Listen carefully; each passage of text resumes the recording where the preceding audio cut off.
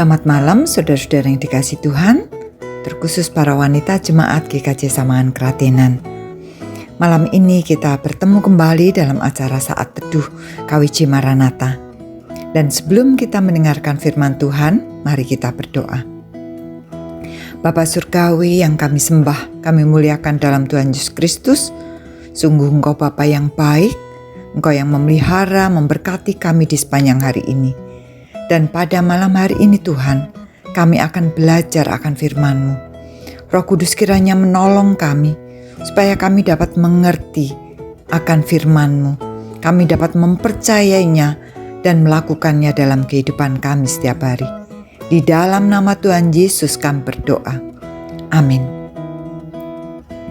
Saudara-saudara yang dikasihi Tuhan, firman Tuhan pada malam hari ini diambil dari Lukas 1 ayat 26 sampai 38. Demikian firman Tuhan. Dalam bulan yang ke-6, Allah menyuruh malaikat Gabriel pergi ke sebuah kota di Galilea bernama Nazaret, kepada seorang perawan yang bertunangan dengan seorang bernama Yusuf dari keluarga Daud. Nama perawan itu Maria. Ketika malaikat itu masuk ke rumah Maria, ia berkata, "Salam hai engkau yang dikaruniai, Tuhan menyertai engkau." Maria terkejut mendengar perkataan itu, lalu bertanya di dalam hatinya, "Apakah arti salam itu?" Kata malaikat itu kepadanya, "Jangan takut hai Maria, sebab engkau beroleh kasih karunia di hadapan Allah. Sesungguhnya engkau akan mengandung dan akan melahirkan seorang anak laki-laki, dan hendaklah engkau menamai dia Yesus. Ia akan menjadi besar dan akan disebut Anak Allah yang Maha Tinggi. Dan Tuhan Allah akan mengaruniakan kepadanya tahta Daud, bapa leluhurnya. Dan ia akan menjadi raja atas kaum keturunan Yakub sampai selama-lamanya, dan kerajaannya tidak akan berkesudahan." Kata Maria kepada malaikat itu, "Bagaimana hal itu mungkin terjadi, karena aku belum bersuami?" Jawab malaikat itu kepadanya, "Roh Kudus akan turun atasmu, dan kuasa Allah yang Maha Tinggi akan menaungi engkau. Sebab itu anak yang akan kau lahirkan itu akan disebut kudus, Anak Allah. Dan sesungguhnya Elisabet sanakmu itu, ia pun sedang mengandung seorang anak laki-laki pada hari tuanya. Dan inilah bulan yang ke-6 bagi dia yang disebut mandul itu. Sebab bagi Allah tidak ada yang mustahil." Kata Maria, "Sesungguhnya aku ini adalah hamba Tuhan. Jadilah padaku menurut perkataanmu itu."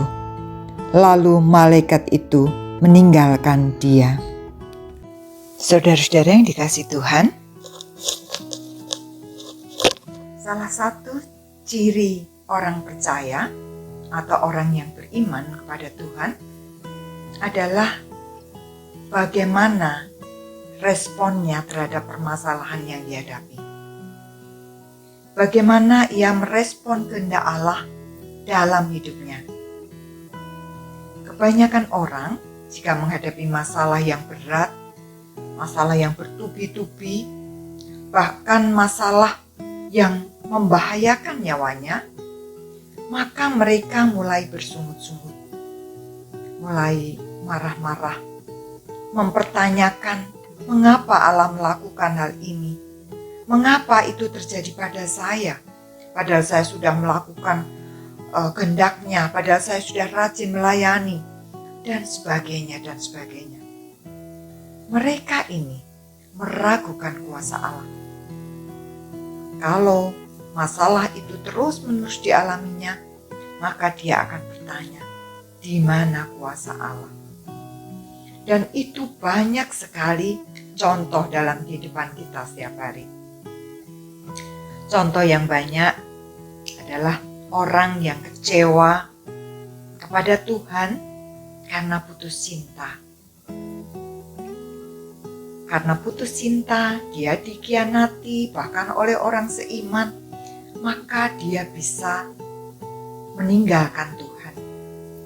ataupun godaan-godaan lain yang membuat orang itu meninggalkan Tuhan atau meragukan kuasa Allah. Bacaan firman Tuhan saat ini berbicara tentang respon Maria terhadap kehendak Allah. Ketika Maria menjawab malaikat dengan perkataan, "Sesungguhnya aku ini hamba Tuhan, jadilah padaku menurut perkataanmu itu." Maria sadar ketika mengatakan itu. Maria sadar akan konsekuensi yang akan dihadapinya ketika ia menerima perintah Tuhan itu. Yang pertama adalah dia akan diputus oleh Yusuf tunangannya karena ia hamil. Atau mungkin bisa disebut Maria selingkuh. Terbukti dia hamil, jadi dia akan diputus oleh Yusuf, akan diceraikan oleh Yusuf tunangannya. Itu resiko pertama. Resiko kedua, ketika Maria menerima rencana Allah untuk dia mengandung seorang bayi dari Roh Kudus, adalah dia akan direjam batu hingga mati.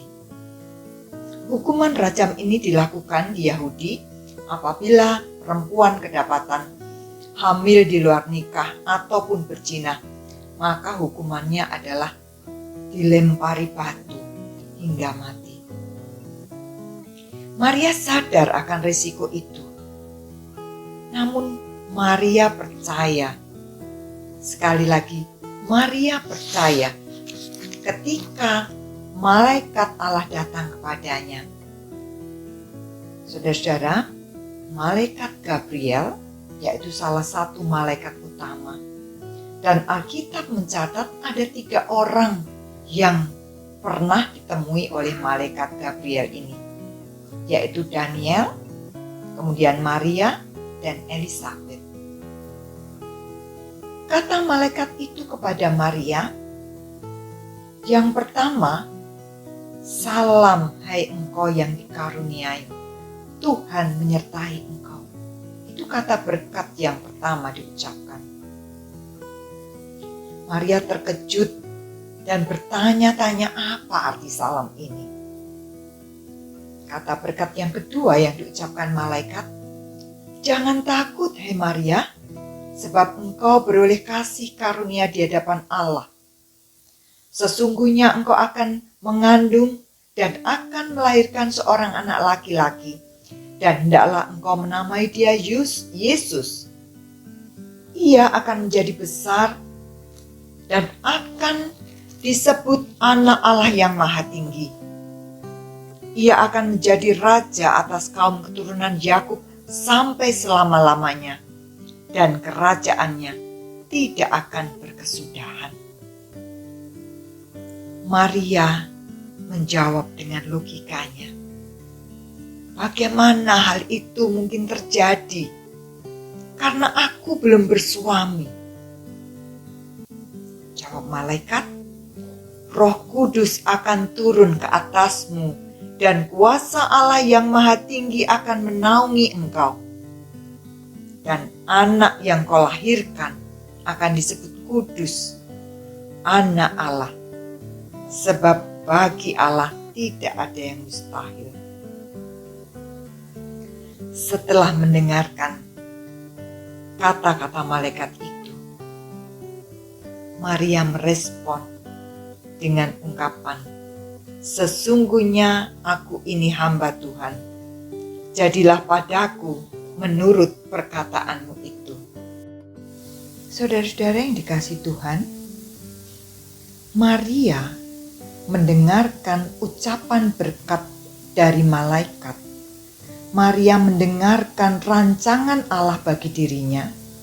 Setelah yang pertama menggunakan logikanya, kemudian Maria percaya akan janji Allah. Karena itu dia berkata, "Jadilah padaku menurut perkataanmu itu." Karena percaya, maka Maria menerima tugas panggilan Allah untuk jadi lantaran kelahiran Yesus Sang Raja, Penyelamat dunia. Dan Maria membuktikan, menyaksikan bahwa janji Allah itu ditepati. Janji Allah adalah ya dan amin. Maria percaya, imannya membuat dia tidak takut bahaya apapun, bahkan sampai kematian sekalipun. Alkitab menyaksikan bahwa Maria selamat. Maria tidak mati oleh hukuman rejam. Maria selamat. Saudara-saudara yang terkasih, terutama para wanita, bagaimana dengan kita? Bagaimana sikap respon kita terhadap perancangan Allah atau kehendak Allah yang terjadi dalam hidup kita? Ketika kita dipanggil untuk melakukan kehendak-Nya, apakah kita menggunakan logika kita, manusiawi kita, yang umumnya setiap manusia itu ingin menghindari risiko? Kalau itu panggilan itu mengandung risiko, lalu manusia itu ingin menghindar. Itu logika manusia. Atau kita mau percaya kepada Allah dengan berani menghadapi risiko. Kita mau percaya kepada Allah walaupun panggilan itu menghadapi risiko. Saudara-saudara yang terkasih, saat ini iman percaya manusia sedang dalam ujian, baik dalam bentuk kesulitan ekonomi maupun risiko penyakit yang membawa kematian di tengah situasi pandemi saat ini. Kalau saat ini Allah mau memakai kita menjadi saksinya untuk melayani sesama kita yang sedang dalam penderitaan. Kalau kita melihat keluar, saat ini banyak saudara-saudara kita yang menghadapi permasalahan ekonomi karena kehilangan pekerjaan, ataupun permasalahan lain seperti yang dialami saudara-saudara kita di Jawa Timur dengan meletusnya atau erupsi Gunung Semeru. Banyak mereka yang menderita, mereka berteriak minta tolong. Bagaimana jawaban kita? Bagaimana kita merespon panggilan itu? Apakah kita akan menghindar karena itu berisiko dan sebagainya? Atau kita akan merespon dengan positif, dengan percaya, sebagaimana yang sudah dilakukan oleh Maria. Maria, oleh karena imannya, dia menjawab, "Sesungguhnya aku ini hamba Tuhan, jadilah padaku menurut perkataanmu." Kiranya Roh Kudus menolong kita untuk kita juga berani merespon panggilan Allah, merespon utusan Allah bagi sesama kita. Tuhan Yesus memberkati. Amin. Saudara-saudara yang terkasih, saya ingin mengakhiri saat teduh malam hari ini dengan sebuah pujian. Jadilah Tuhan kehendak-Mu.